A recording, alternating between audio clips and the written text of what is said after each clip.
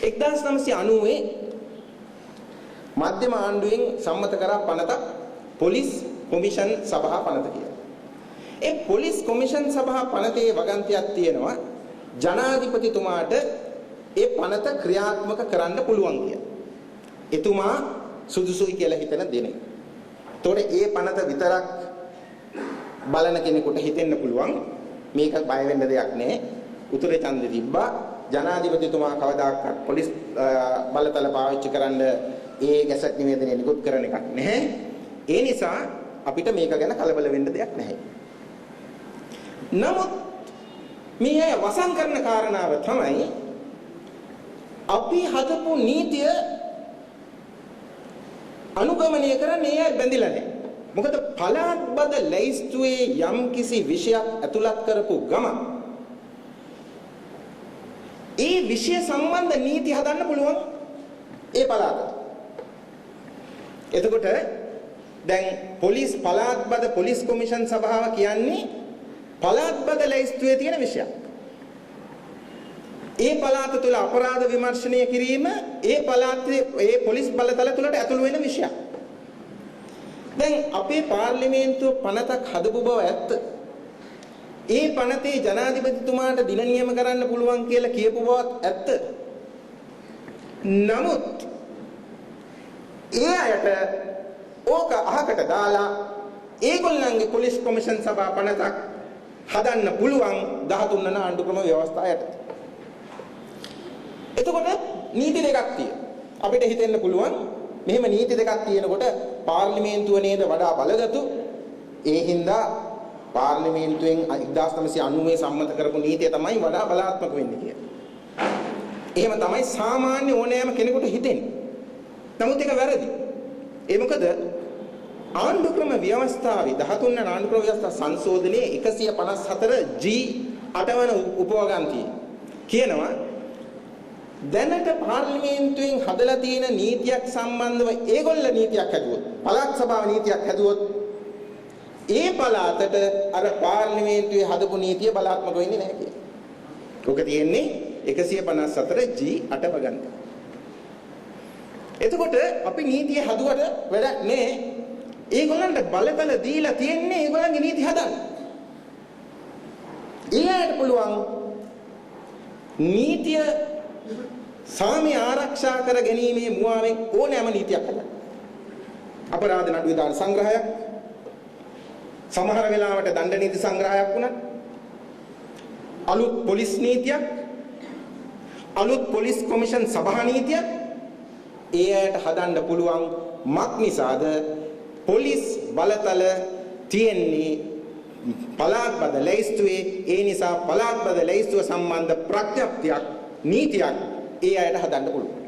ඉතින් අපි අපේ නීතිය රාමු කරගෙන තියාගන්න ඕනේ. අන්න එතනයි භයානකකම. දැන් තිස්ස විතරන මහත්මයා කියනකොට බය වෙන්න දෙයක් නැහැ. ඇයි මේ කලබල වෙන්නේ? මේ අපි පනතක් සම්මත කරලා තියෙන 1990 ඒකේ ජනාධිපතිවරයා කියන දවසක තමයි මේවා ක්‍රියාත්මක වෙන්නේ කියලා. එතුමා හංගනවා 13 වන ආණ්ඩු ක්‍රම ව්‍යවස්ථා නීතිය යටතේ ඒගොල්ලන්ට නීති හදන්න පුළුවන්. ඒ විතරක් නෙමෙයි. ඒගොල්ලන් නීතිය හැදුවාම 13 වන ආණ්ඩු ක්‍රම ව්‍යවස්ථා සංශෝධනය කියනවා ඒ නීතියයි බලාත්මක වෙන්නේ පාර්ලිමේන්තුව හදපු නීතිය නෙමෙයි කියලා.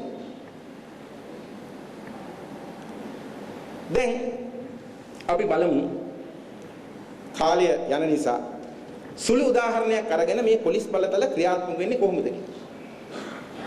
දැන් මම කිව්වා පළාත් වෙන පළාතක පොලිස් නිලධාරියෙකුට මේ උතුරු පළාතට යන්න බෑ. ඒ අයගේ අවසරය නැති. 13 වන ආණ්ඩු ක්‍රම ව්‍යවස්ථා සංශෝධනය යටතේ. දැන් මොනවද පළාත් බද පොලිසියට කරන්න පුළුවන්? ප්‍රශ්න කරන්න පුළුවන්. ඔය ඔහොම කිව්වට ජාතික පොලිසියක් කියලා දෙයක් තියෙනවා. අනිත් පළාතේ පොලිසියට යන්න බැරි වුණාට ජාතික පොලිසිය තියෙනවානේ. ඉතින් අපි මොකටද බය වෙන්නේ? ජාතික පොලිසියට පුළුවන් නේ කටයුතු කරන්න කියලා යමෙක් අහනවා. ඒකට හොඳ උත්තරයක් 13 වන ආණ්ඩු ක්‍රම ව්‍යවස්ථාව හැදුවේ අපේ වමනාවට නෙමෙයිනේ. ඒ අය බොහොම ලස්සනට හදලා අපිට එවලා තියෙන්නේ අපේ රට විනාශ කරන්නේ. ඒ මොකද ඒකේ කියනවා ජාතික පොලිසිය ඒ පළාතේ හිටියත් කටයුතු කරන්න ඕනේ එහෙම මහ ඇමතිගේ නියෝගයන් මත කියලා.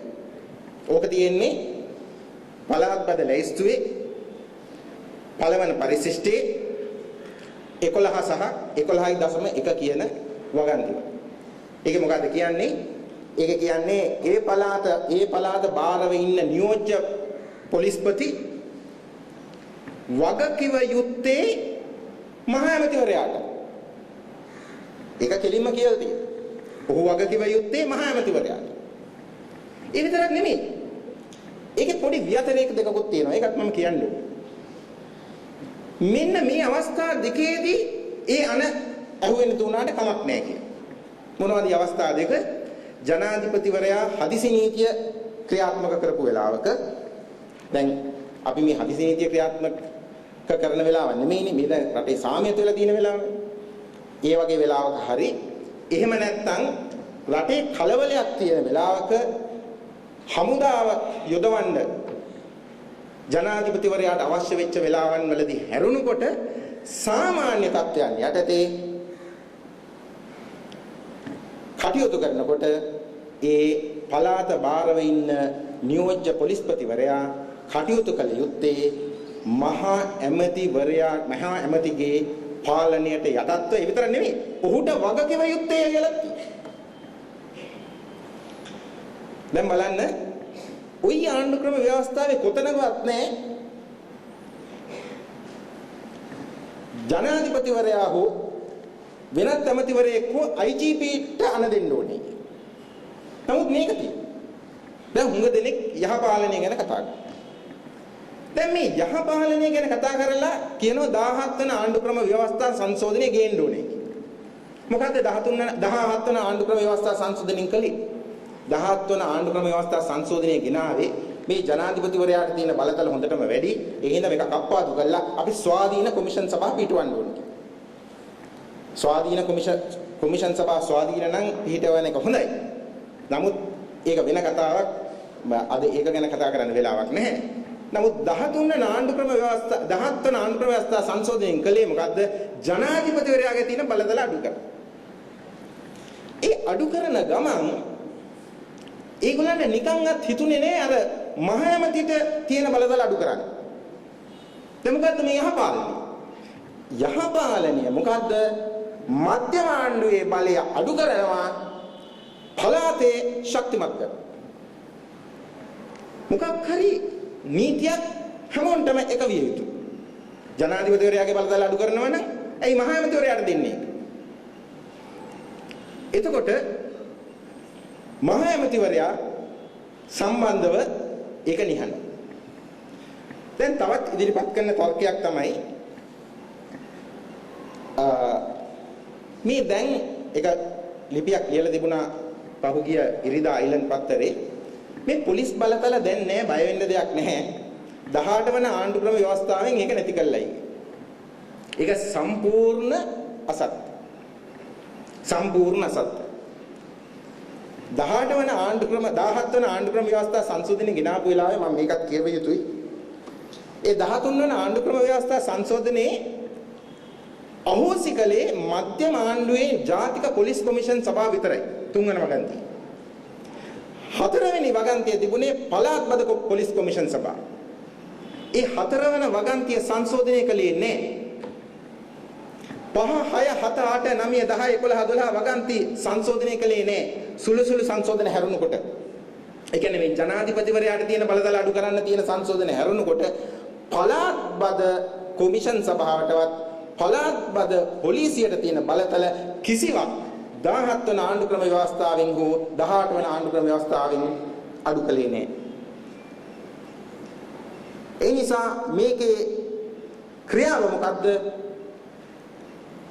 මධ්‍යම ආණ්ඩුව දුර්වල කරනවා පළාත ශක්තිමත් කරනවා. දැන් අපි උදාහරණයක් හැටියට හිතමු